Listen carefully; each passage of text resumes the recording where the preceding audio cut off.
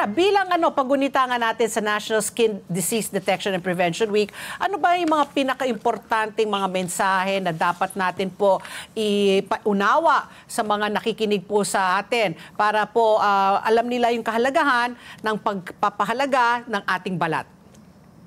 Yung pinaka-importanting mensahe po is yung kahalagahan ng pangangalaga sa ating balat. So, ang balat po kasi yung pinakamalaking organ sa buong katawan. Nagsisilbi itong protection, no, sa bacteria, laban sa mga chemicals, laban sa init, sa lamig, at mga ibang external exposures po at threats. So, yung ating balat po, unang linya ng depensa sa anumang pinsala mula sa kapaligiran, gaya ng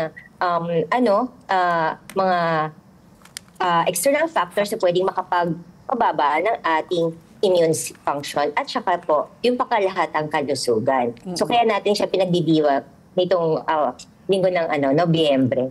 So kailangan po importante malaman ng tamang skincare, pagangalaga sa balat at saka po ang bigay po tayo ng mga importansya doon sa preventive measures sa pamamagitan ng pag-unawa ng important role ng balat. No?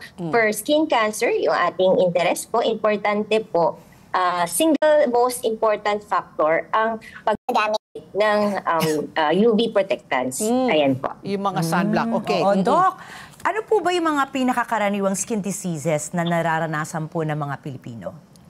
Yes po. Yung sa mga nararanasan common skin diseases, ayan po ay na-impluwensya ng ating klima, yung tropical na klima natin. At saka syempre po yung lifestyle. So una dito yung mga tigyawat, yung mga acne vulgaris. Ito po yung inflammatory disorder na laganap sa mga kabataan dahil sa pagbabago ng hormones at pagbara ng mga follicles natin, yung hair follicles. Ang isa din po sa common ay ang tinatawag na eczema, atopic dermatitis, isang chronic na condition na naging sanhi ng matinding pangangati at pamamaga at pagkatuyo ng balat na madalas na may genetic component. Kaugnay ito, kadalasan sa mga allergies or asthma. Pangatlo, yung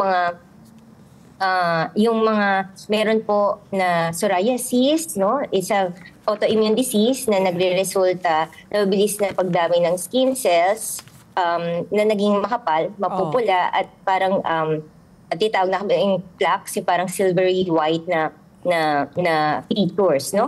Tapos meron din po tayo dahil yung ating init, tapos halumigmig, karaniwan din nagkakaroon tayo ng ibang uri ng fungal infection, no? So yan po, example po, uni, tsaka yung mga an-an. So yan po dahil sa ating maraming factors including yung ating klima, yung ating lifestyle, skincare, at saka of course yung mga ating namamanang genetic component. So, Doktora, yung ano ba yung mga pinakaunang mga sintomas na dapat natin bantayan? Basta nangate, pag consistent yung pagkakate, may rashes, is that something that we should be worried about? Dapat magpakonsulta na sa isang dermatologist? Ganun ho ba yun?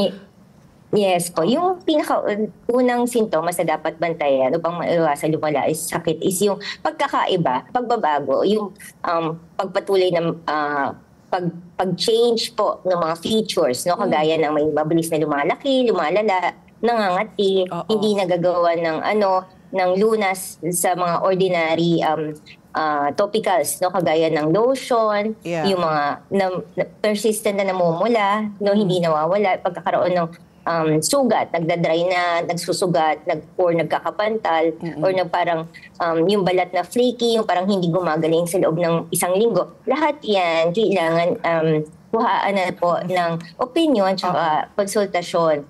Dahil po, pwede, ang pattern na po niyan is maging, kumbaga, mag-point to another disease, no? Kagaya po sa eczema, yung senyalis ay matinding pangangati bago lumabas yung mga rashes. Tapos kung mapapansin niyo yung mga ganitong sintomas, mahalaga maging proactive agad at magpakonsulta sa mga espesyalista upang matukoy ng maaga yung sakit at magbigyan ng early diagnosis, susi para maiwasan mga komplikasyon at makakuha ng treatment plan para maikabuti at hindi na ang paglala nito.